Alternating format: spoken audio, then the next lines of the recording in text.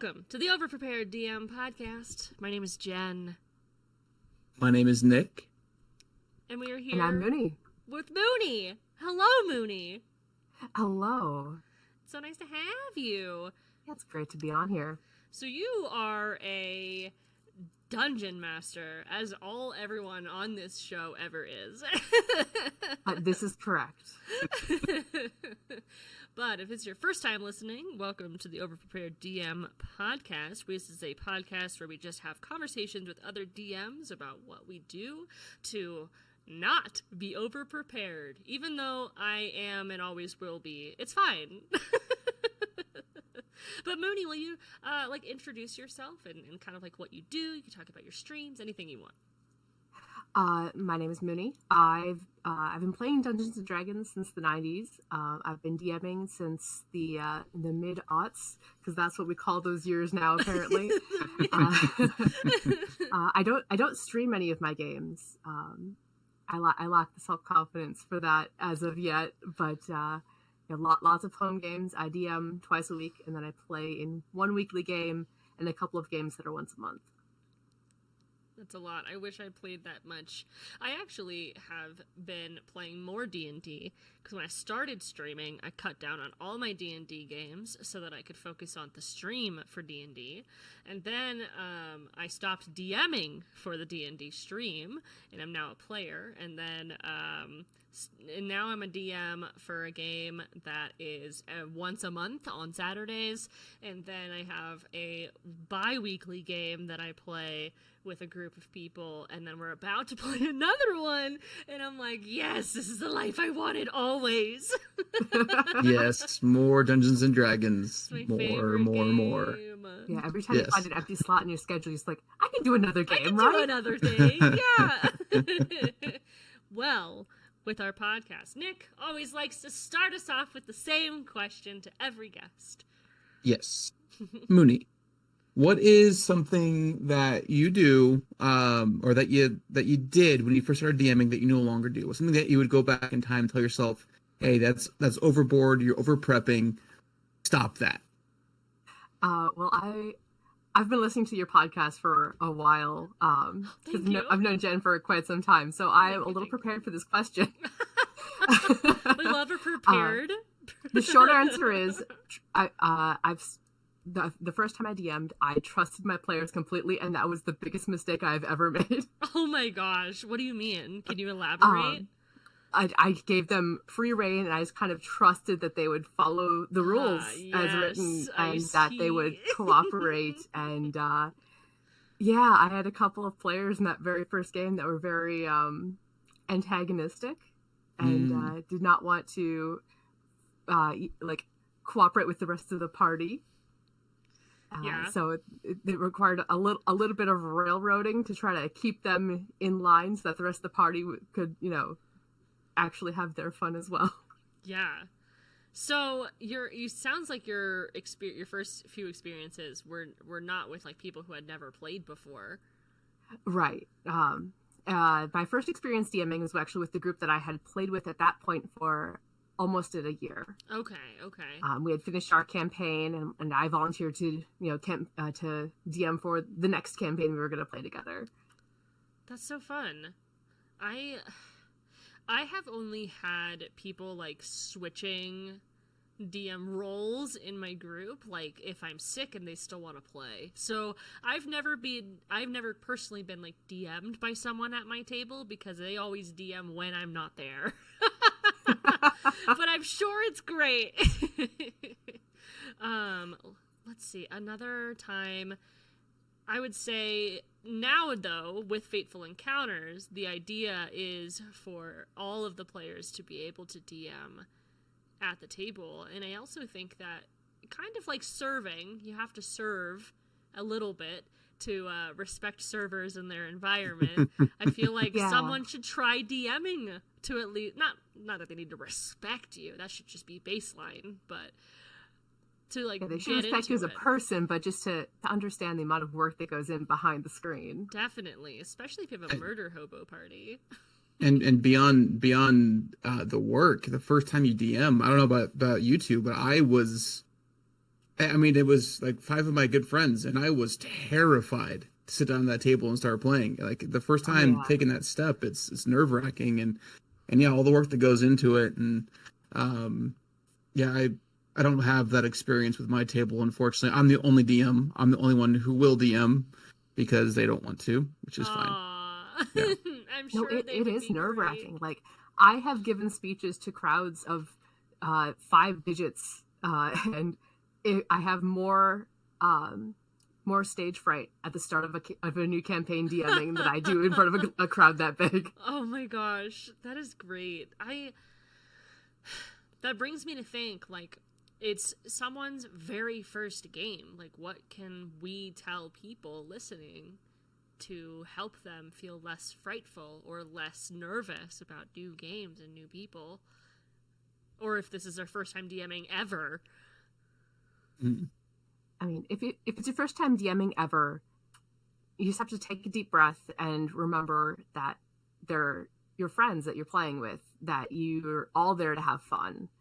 And you're not going to ruin the experience for anyone by making a little mistake, because everyone makes mistakes. Yeah, that's true. Nick? Also, I would say don't script out 60 pages of plot and games, Jen. You're writing an entire RPG video game dialogue. Yeah, it's true. I was actually... I'm starting to kind of like pre-prep for our next campaign and like off time and stuff. And I pulled up an old notebook on my OneNote that I was going to delete to make that my new notebook. And I pulled it up and it was just paragraph upon paragraph upon paragraph. And I was like, what have I done? Who was this? Who was this person? This was like 2 years ago. Wow. Yeah, no, you learn a lot bad. Fast. Yeah. Yeah.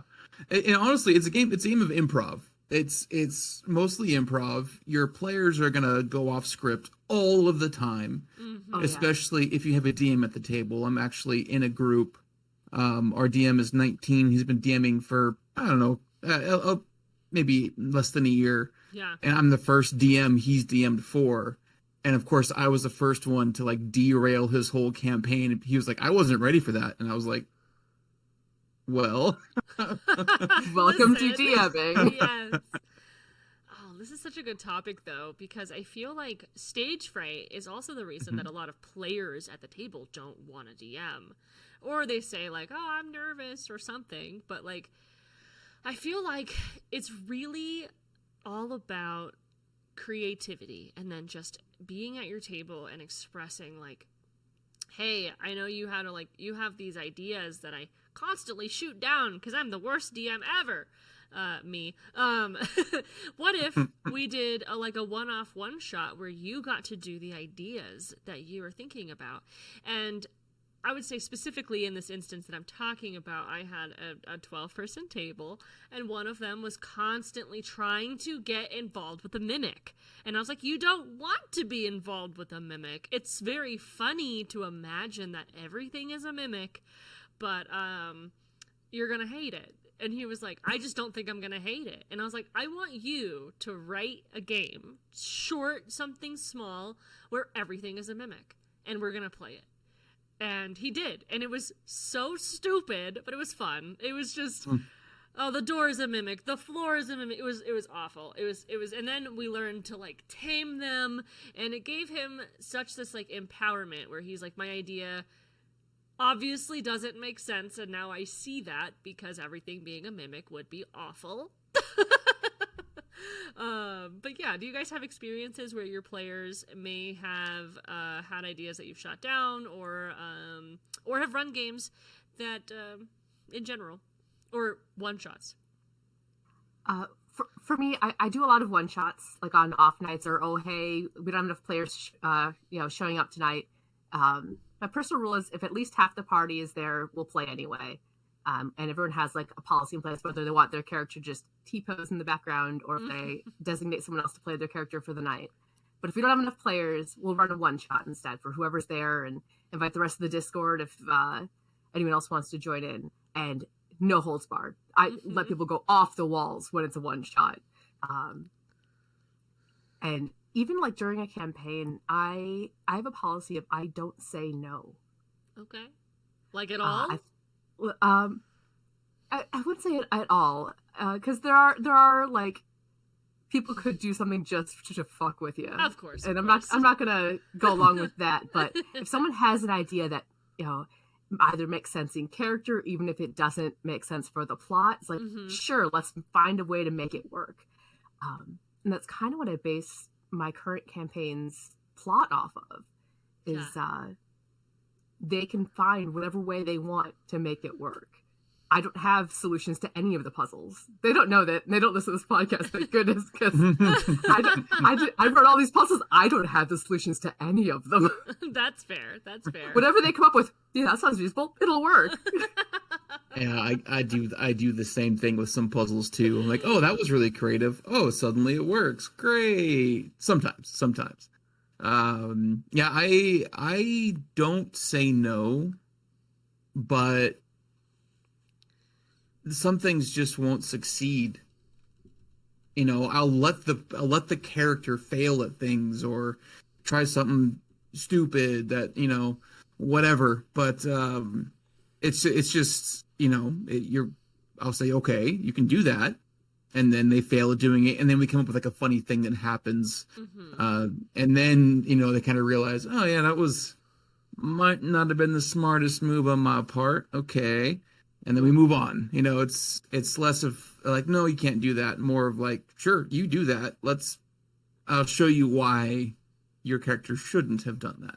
Yeah. Yeah. Like, I had a recent incident where one of my characters was wanted for murder. They found their own picture on a wanted poster, and then they went and they checked into the inn under their own name.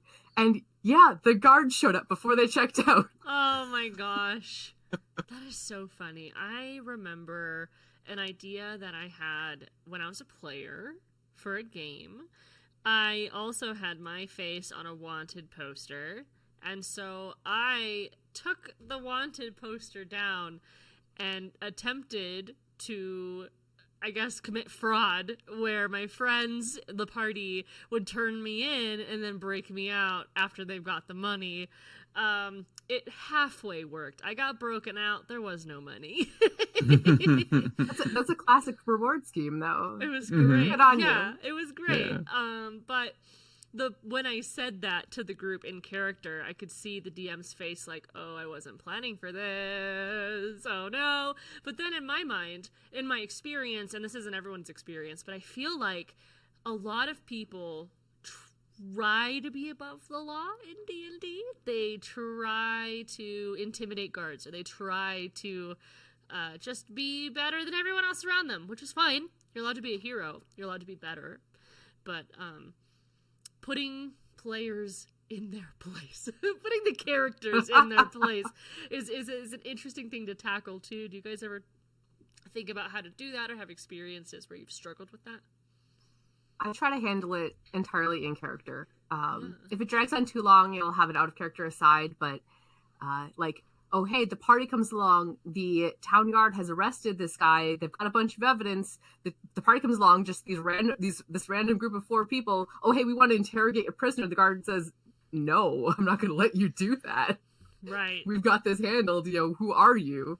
And, you know, it just doesn't work as much as they try to, like, roll persuasion, and it's like, they're not going to let you do that. You're just some random people running into town trying to break into the jail. Right. Yeah. And I've always thought about, Nick, you go first before I continue. Okay. Yeah, first off, persuasion is not mind control. I mean, that's something that bugs me. So people think like you can persuade someone to do anything. No. It's not what persuasion is. But yeah, I mean, it's very much for me, it's an escalation of things. You know, if they mess with a guard or a noble or whatever it is, like they're going to send someone after the party to take care of them, bring them in, whatever the case may be. Right. And if that fails, they're going to send more. And they're going to send more. And then they're going to send more. Mm-hmm. And it's just, you know, one of those things where I would play it out until, you know, the party are now bandits in the forest and they can't interact with, you know, the above ground folks who are work in the light of day anymore. But yeah, I mean, that's just something. I mean, I did. I think I may have talked about this before in the podcast, and if I have, whatever, it's fine. I did have some first time players when they had played like World of Warcraft and RuneScape and stuff, but when they first met this kind of skeezy guild member who was trying to bring him into like this like second-rate guild, adventuring guild, he was being a little weird, and one of the players was like, "Do you want me to kill this guy?" And I stopped and I said, I will let you try to do that, but you are in public. You're in a public place with people all around you. This isn't a video game. You can't just go hide in a room for 5 minutes and then your one level goes down. Like, there'll be consequences. And they were like, oh, it's like they forget the word consequences. But I reminded them, and they're like, oh, this is a different kind of game. Right. Yeah. I think that's important, is that a lot of times the players will lose track of what the character is immersed in. Just reminding them that, oh, hey, there's a whole bunch of people around. You're in a crowd. It's not just you and this NPC. There are other people there. You're not, in a dark room. You're in the middle of the street, and give them a chance to take that into account, even though that's not something that the player is directly experiencing. Right. I think what I was going to say earlier, which is really tailed off of what you guys have already said, is that I try to tell my players to think about the situation that they're in. Think about it from an outside perspective. Like, you're trying to pull off murder in the middle of the day. Think about that from an outside perspective. Like, there's people there. You're going to get in trouble. They're trying to just waltz into a city that they're not known and go talk to the king. Like, they don't know you. They're not going to just let you talk to the king. You have to go and figure out the channels of communication. You have to figure things out. You're not going to walk into a town and just immediately know where things are. So you do have to, like, ask people for find a map or something, or walk around aimlessly. That's fine. I do that too. I go to the right, and then there's gonna be something there that I'm gonna want to stop in if I'm browsing, window shopping, things like that. But if you have like a task, and the only information that the quest giver gave you was someone's name and what they might possibly look like, you're not gonna walk into a town and immediately find that person. At least in my game. Because I've always hated as a player, I've always hated the scene playing, quotes, scene playing, where the DM describes a little scene, like, you traveled to town, and now you're here, and you're talking to this person, and you play out the scene. Then they say, you go to this place, and now you're there. And I'm like, but I want to, I'm crazy. I want to roleplay everything. I will roleplay, a 5-day trip of walking. Please let me look at plants. Please let me, let me do these things. But I have played in games where I call it scene playing, where I'm just playing various scenes, and then the game is over. And I feel like I'm being kind of strung along, or I guess people would say that's railroading. Very railroaded campaign. But I kind of went off more. But Nick, you mentioned that you moved players down below ground, or you would move players below ground based on their actions, and that brings up a really interesting topic. Sometimes people will come into a campaign, and you, the DM, have a specific plan in mind, and you're like, this is the story, there's an overarching theme, there's a bag, blah, blah, blah. But what if, the player's actions push them to be underground dwellers, and they've changed goals? Do you, as a DM, do you just drop the campaign that you had before and make one new? Or, what would you do in that situation? So, how I handle that, and this is kind of, every campaign that I run now, maybe my final evolution as DM, hopefully, because I like it. My final evolution. Yeah. I have a world, and I have the high level things that are happening in the world, the 5 or 6 factions that are making things move, and they're acting towards or against each other, and that's that. Yeah. And then I drop the players in that world. And they can interact with that if they want to, or they can go about their merry way and do whatever they want and interact with the world in their own way. But my world's going to keep going. things are still going to happen. So, example, in my campaign right now, there's an Elder Phoenix who's burning the nation down to the ground. And it was hatched because they went to the Feywild and were gone for 7 years, didn't know it, came back, and things were going bad, right? Mm-hmm. If they had done kind of what we're talking about, if they were, now part of a crime syndicate, or they were bandits in the forest, now all of a sudden they're, level 12, whatever characters they are, and they look up in the sky, and now there's just this random phoenix burning everything to the ground around them. Mm-hmm. How are you going to interact with that, right? So you do whatever you want, but my world's going to keep going. It's going to keep turning. Things are going to happen. Yeah. It's up to you to interact with that if you want to or not. What about you, Moony? I do similar. Like, I keep notes of what else is going on in the world wherever the players aren't. Yeah. I have 2 columns in my DM notes. I'll keep track of my session notes during play. I'll just jot down just a line here and there of what the players are doing. And then at the end of the night, I'll go through and I'll list important events that are happening elsewhere in the world that will affect where they go later. I've managed to keep my notes very loose like that, mm-hmm. so that when the party does go completely off the rails, makes a hard left and goes somewhere else, I can find a way to connect that original plot back to it, maybe change out which NPCs they're interacting with, or how it connects back to the big bad that they're ultimately going to be facing. Yeah. And that way you can still use that, all that preparation that you've done already, just move that to wherever the party goes. Yeah. See, I feel like I do that mostly. I am always like, oh, you went to this town, but look, there's the original story still looming over. And then I personally ran into the issue of, it felt like they never made a choice that wasn't the main story. Obviously, they are the main story of their game, but I mean, I would say, for more explanation, that I play games that are basically large miniseries games, or like one-shots that go on too long. So I play games that last about 6 to 8 months. And you are told the goal, and you are working to achieve that goal. So if you're going to do other things, which you probably will, and usually always do, you're going to hear like the issues that are going on because you're not going towards the goal that you agreed to do. So basically it's like a win or lose type situation. Like, you can go and do other things and involve yourself in other things, but the B-bag or whoever or whatever is going to, quote, win, and you're going to have to live in that new world because you've made a new choice to not involve yourself in the plot that I've told you about. But I didn't used to do that. I used to, no matter where they went, if they were like, I have a quest to go to this town, and they're going to go that way instead, I'm going to say, well, that town is now the town that you meant to go to, and the NPC is the correct one that you were meant to talk to.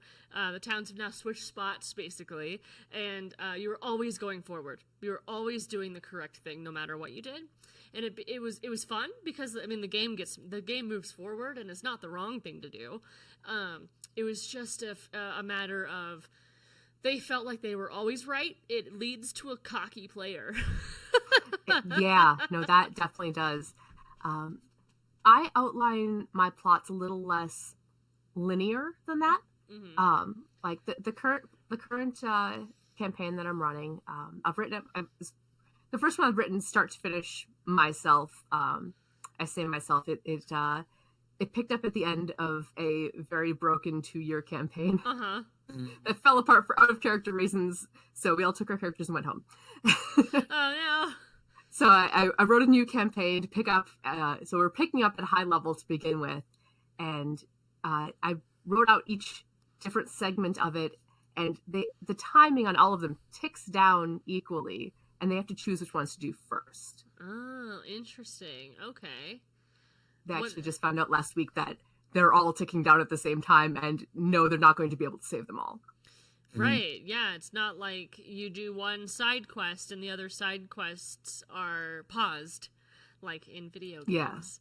Or Yeah, you can do one thing, and then this town over here with the dragon issue, that'll be fine. You're fine.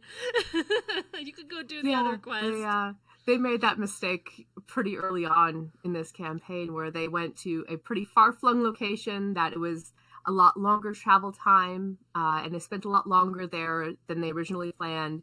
And when they got back, a lot of things had changed and sped up and were a lot worse off, and they thought it was all going to pause while they were gone.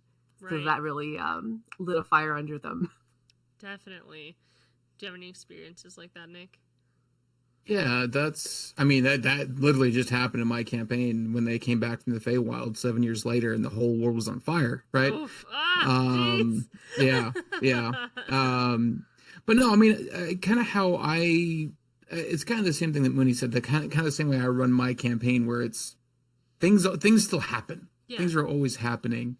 And I think my mortal sin, if you will, for being overprepared is I do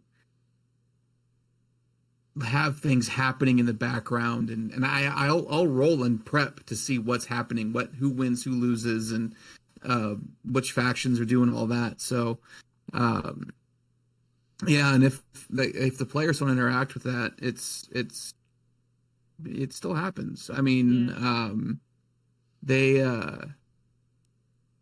my players haven't asked my players are not curious at all. They don't ask any questions. They don't ask NPCs names. They don't ask more information on anything. They don't ask for clarification on stuff. They're just like, oh yeah, we just go to the Feywild. We'll be right back. Yeah. We'll be right back. No, that's not how it works. But you know, it happens with my players all the time, and I mean, kind of on the same thing. There was a tie back in this last couple of episodes where they completed a ritual on accident. Same ritual they completed in like the third session. Yeah. Over a year ago. So, I mean, it happens all the time. My players don't pay attention. They don't pay attention to anything. So, you know, the world keeps trucking on without them, and they're just like, why is this happening? And I'm like, do you remember the guy that you talked to that said the thing? And they're like, oh yeah, that guy. He's in my notes right here. It's like, he's in my notes. Yeah, I've got a little bit of a different perspective from my players. About half of my players are DMs. A couple of them are new players, and I've had to really educate myself a lot on very niche subjects. One of my players is a botanist, and like wants to know specific information about these plants so that they can determine other things about like the climate in the area and the predators in the area, that they can get the information that in the real world they'd be able to get from these plants. So I have to, figure out what what that information is in game. And one of my players is a lawyer for his day job, and it really enjoys the bureaucracy and red tape in game as well. So when they come up against a problem like you mentioned earlier, you can't just waltz into town and see the king. Well, this guy, his character wants to know the paperwork to file for an audience, and what's the waiting time. And all that. Oh my gosh! They're all very immersed in the world and their characters in very different ways from each other. Yeah, that's really awesome, cool, though. I love that. Yeah. It also challenges you to learn more, but also challenges you to have that stuff like planned, because I too have had a lawyer experience. I've had someone who was just a lawyer in training, or whatever those are called, a legal assistant. Either way, they were in school, and I had to learn, because at first I would just tell him, the player, not the character, like I'd just like throw my arms up and be like, I don't know, dude. But it led to a lot of like breaking of the immersion, because he would be talking about like, hey, what's the legal processes of this kingdom? And I'm like, I don't know, there's like a king and everyone does what he says, and there's a guard here that you're talking to, and I don't know. And it took me a lot of time to like learn about fantasy and also learn about like fantasy, or I would say typical fantasy laws, and that's helpful to fall back on. Like what happened in Lord of the Rings? How are those laws working? Because ultimately, like what you brought up is that like you're not going to know everything. Like botany, like. Yeah, it totally makes sense that someone is going to want to do something cool like that, and make things and test things and use different plants to learn different things. But it's like, whew, that means I gotta, learn a little bit more too, so that if they ask me questions, I can at least bullshit my way through it. What's up? I have a solution for this. Oh, do you? Please. Yes, help. I do. I don't really have a problem with that right now, but if I did run into that, what I would do is I would empower my players out of a game. If you have a question about the specific thing that you are an expert in, me, the dungeon master who has a high school diploma, 6 months of college, was a jock in high school, I'm not an expert in. You tell me what you're looking for, and if you succeed, you tell me what you find. That's fair. So like the botanist thing, if they're looking for a plant that heals, right? Roll a d20, you succeed, you find a plant that heals, you don't have to say it so you don't break the immersion, but they would know at a game that if they do succeed in something like this, they can describe what they see. Yeah. They can give it the name. You have to take notes, but it puts the onus on the player, and it also allows them to be more creative and add to your world a bit more, and let you be not as prepared as you need to be. Oh yeah, and having it be a conversation back and forth like that really helps. Especially on like the specifics. You ask the player, what is it you're looking for? Well, I want to find if there's this kind of plant. It's like, well, with this kind of check, that kind of plant is there.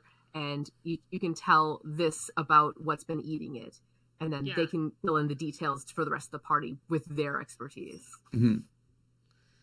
That's a great plan. It's a great idea. And if you're listening, like, do that. Don't do what I just said. I'm overprepared. I was like, cool. I was thinking about this long string of things I was about to start talking about. Like, okay, well, I mean, like if your character or if your players like bring you characters and they have like all these spells, like you can like maybe do some basic research on all these things or whatever. But then Nick spoke, and he's right. Oh yeah, no, I might have implied that I went and actually learned all of these subjects. No, I learned like the basic. Oh, this is how you'd be able to tell, or this is information that you could get from this subject. Yeah, all the details. No, the players are doing that part. Yeah, I think that's absolutely fair, and that is why I'm the one panicking on our logo. Now I want to change it to where I'm panicking and you're calm, Nick. Okay, I can the person who's updating it I can send them a message and see what they can do. So fun. Oh, it's true. I'm always like, don't be overprepared in the responsive. Don't be like me. Yeah. No, it's cool to let your players be creative. It's fun seeing them create things and then knowing that they're adding to the world. And it's one of those things, 2 campaigns later, when they're on the 3 more characters down the road and you bring that thing they created 2 years ago up and they're like, oh, that was me as the player. It's cool to see that. That's a good that is and great. The more input the players have, just the more attached they become to the world and their characters. Which makes it all the sweeter when you can rip out their hearts. Yes. Oh my gosh. So that's a question we haven't really broached yet. Yeah. When is a good time, Moony, to rip out your players' hearts? Ooh. When do you know it's time? Well, you have to know out of character that they'll be okay with it. That's first true. of all, because consent is important. True. So there's a couple of my players that I would never do that to them because they're just not comfortable with it. Sure. The ones that in Section 0 were like, yes, do this. Make me cry out of character. And that is just a gift as a DM, and I appreciate them so much. And you wait until the stakes are high, and when the stakes are at their highest, you make them make a choice so that their character rips out their own heart. Yeah, I think that's perfectly said. Yes. Perfectly said. Beautiful. Yes. Tell me about a time where you ripped out your character's heart. I'm curious. Well, I have one that has or been ripped a teed player's up. heart out, but I have one teed up right now that Oh, has not yeah? yet come to pass. Ooh. Yes, and the player is going to have to choose the character. The character has family as NPCs in this game, and they'll show up every now and then, and they have a very strained relationship, but there's a lot of love there, just a lot of communication. And there's going to be a time very soon where that character is going to have to choose between saving the world and saving their family's lives. The old train track dilemma. Yep. It's going to be beautiful. Yep. Oof. Love it. I love it. I rip my players' hearts all the time. Oh, yeah. They cry constantly. I mean, it's... You sound so proud. They cry. I am all the time. only because they love it. They love, having that emotional reaction, whether it's good or quote unquote bad, because it's bad for the character, but it's a great story, and if they have that visceral reaction, that means they're in it. Mm-hmm. Yeah, and I mean, there's nothing better. One of my players' birthdays was this past week, and we all went to a theater that she rented, and she played her own movie. It was this little spot downtown, and another one of the players for her birthday painted a picture of her character and her character's sister hugging, and you've done a good job as a DM if your player sees their character visually for the first time and they just start weeping hysterically. So it's those moments where you rip out your players' hearts that really ties them to that. So yeah, but like Moony said, tread lightly. Not everyone can handle it, and make sure have that conversation beforehand. And if I'm ever at your table, anybody who's listening, just tear out my heart all the time. I love it. Tear it out. Yeah, me too. I'm perfectly fine with having those dilemmas and having those strong conversations, if you will, at the table. But not everyone is. But at the end of the day, to add to what you're saying, like, consent is super important. And it is so important. And don't feel hesitant for someone who doesn't want to be hurt or doesn't want to have something bad to happen to their character versus, dying in battle. But there are so many ways that you can tell a good story. And it doesn't always include doom and gloom. And if they aren't okay with doom and gloom, then don't do it to them. You want them to have fun. And you don't need to kill people in their character lives for you to be telling a good story. Like, you can have good stories in happiness and in overcoming something small versus having insane traumas and things like that people have to get over, because there's that stereotype of like the edgy backstory where their whole family's dead and they're an orphan, and I would say that's probably the most common backstory I've heard in all of D&D. But not everyone needs to have things like that. Not everyone needs to have death to feel that emotional connection to the table. There's so many things that you could do. Like what? That's my follow-up question for you guys. What could they do if you're a DM and you're listening and you're feeling nervous because you're like, my player doesn't want me to hurt their character, or doesn't want me to hurt them emotionally? What can I do instead? Ask them what their character's motivation is. Like, do they want to save the world? Are they in it for the gold? And you make that the goal. And they can make tough choices for that. Like, maybe they have to save their party but give up the treasure if their character is very gold motivated, or if they want to save the world, well, maybe they have to self-sacrifice in a way, or it requires them leaving home that is as painful for the character as would be anything tragic that the player isn't comfortable with. Or maybe you can always find a way around it. Whatever the player isn't comfortable with, either maybe they'll be comfortable with it happening off screen where they just don't have to deal with it emotionally, but they're okay with it having happened rather than it happening at the table. True. That's a good point. I've run into that a few times where, like, I want this terrible thing to happen to my character, but I don't think I can handle it as a player. It's like, well, we'll just put that behind a curtain and we'll say that it has happened. We don't have to go into the details. Yeah, and, definitely. I find that happens frequently because D&D is a big catharsis for people like dealing with their own traumas. And hey, maybe something similar happened in this player's past that they don't want to revisit at the table because the table is their fun time, but they want that connection to their character to have that same past trauma. Definitely. Yeah. I can think, like, but I can't because my brain froze. So, Nick. Yeah.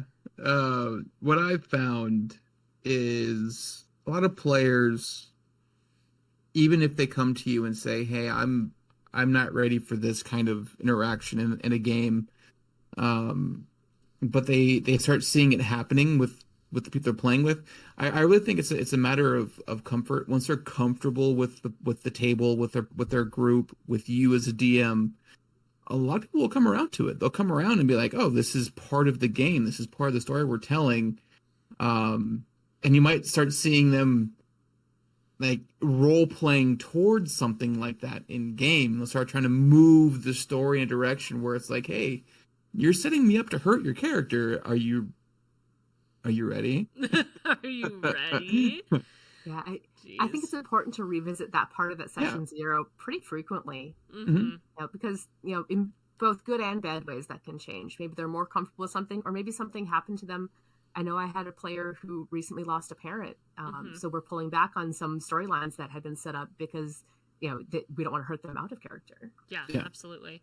And I remembered my brain unfroze. And I was going to talk about how a good real life example of this would be horror movies and your tolerance for seeing death in movies. There's implied death and then there's actual on-screen death. That me personally, I can watch any movie with death in it as long as the death is implied or slightly off camera. But once that death happens and we're like watching it happen, I'm not cool with it. I don't like the movie anymore. I don't like being there, and that's why I don't like scary slasher films, because I'm not into that. But there can be that implied death, that implied trauma, that like off screen, like you see blood splatter or something small, like it's still just as scary. It's just a different perspective of what happened. Exactly. Yeah. And that can happen at the table too with anything. Like you can imply something, whether it's death or whatever, or you can explain it. It's just very different. And weirdly enough, I tend to be very graphic at the table, explaining like how things die, because I want people to feel the weight of that death too.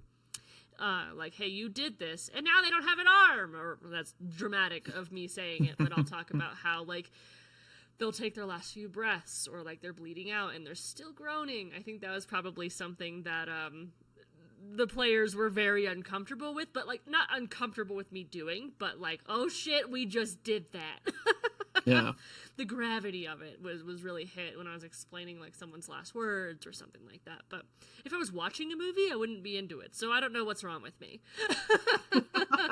You're in control. You're right. I know exactly what's going to happen. That's fair. Yeah. I do tend to read the synopsis of horror movies before I watch them, which I think is it's don't nod your head at me if you're not watching, guys, but Nick just closed his eyes and nodded his head back and forth at me. The website "Does the Dog Die" is popular for a reason, because it's important to know going in if it's something that you're going to handle and enjoy well. That's true. You don't want to get hit by that unexpectedly. Yeah, and that brings us back to the importance of session 0 that you just mentioned. We went full circle again. So yeah, like just talking about players' boundaries, talking about what they are okay with you describing, talking about all sorts of things. Some players or some DMs specifically even have like forms for you to fill out prior to playing, like just a general checklist. It's not like a 10-page form of you writing essays. It's like, how, on a scale of 1 to 10, how comfortable are you with this topic? How about this topic? How about this topic? And it's important to go through. Like, some of the topics I wouldn't touch, but another player would absolutely not even think about it and be like, that's fine. That's totally fine. Mm-hmm. So it's important to really, really gauge that. And what Moony was talking about was really, like, also the check-ins throughout the campaign. Those are important. I think I need to bring up right now that it's also important to know your own boundaries as a DM. Oh, yeah. Like, there are subjects that I'm not comfortable having at my table. Whether or not my players are comfortable with it, if it's something that I'm not comfortable with it, I'm not going to sacrifice that, my own mental health, and put that in there for them. Definitely. Because all of us deserve that respect, including the DM. And I find a lot of DMs are a little too self-sacrificing that way. Definitely. Yeah, I mean, and the DM is DMing is it's a razor's edge. Being a DM is, you're walking on a razor's edge a lot of the time. There's a lot of prep. There's a lot of things that, you have to process. 4 or 5 or 6 other players or 12 other players, Jen, issues at the table, and you can really find yourself in a dark place if you're not careful writing these stories for your friends. So yeah, that's all those NPCs, like those NPCs are going through a lot of trauma. True. Oh yeah. Definitely. Yes. Yeah, and being overprepared as I am, I have even gone through the experience of the players killing an NPC, whether they did a murder hobo or did something, and then thought about what the repercussions of that would be. And went real in depth because I have a master's in psychology, and was like, there'd be so much sadness. And I made myself sad because I was like, this NPC has a life. This person has a life and a family and kids. And I was just like, I'm just like, you guys killed my NPC and he owned a shop and all he did was work hard so that he could pay his bills and pay the taxes. And then they all felt bad and they stopped being murder hobos. So hey, it worked. It did work. I think it brings up a smaller other topic too, is like, I used to, something that I don't do anymore. I used to utilize the changing of the plot, kind of like we've been talking about. I used to utilize that as punishment versus as just general playing of the game. The world still revolves if you keep playing. I used to utilize it as punishment, and anything would generally be paused unless they went and did it. Unless, specifically the example that I have is the 12-person group. They heard that an assassin was going to go to the king. And they said, we should go tell the king. And then on the other side of town, half the group was there, and they were planning a wedding.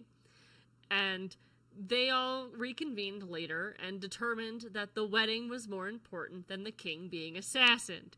So that's fine, but I was mad. So I killed the king in the night and then I said, you guys didn't tell anybody.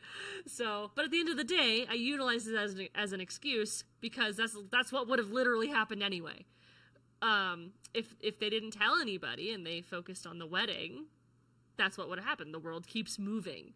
Mm-hmm. It's not that I was punishing them. I just viewed it that way. I was like, oh, well, now they don't get to do what they want because they didn't do the quest that I gave them. They went to a wedding. And it was like, well, I think in general, the exact thing would have happened if they planned the wedding and didn't go tell anybody that the king was going to get assassinated. Well, choice without consequence is boring. Everything your players do should have some sort of consequence. Definitely. I mean, I'm not saying that all is all bad, but right. Everything that they do is gonna impact the world, and it should show. And so that way, they never feel like they're just sitting there at the table and nothing's happening because their characters have no impact on the world. Right. That's boring, and you'll lose tables that way. So character choice drives the story.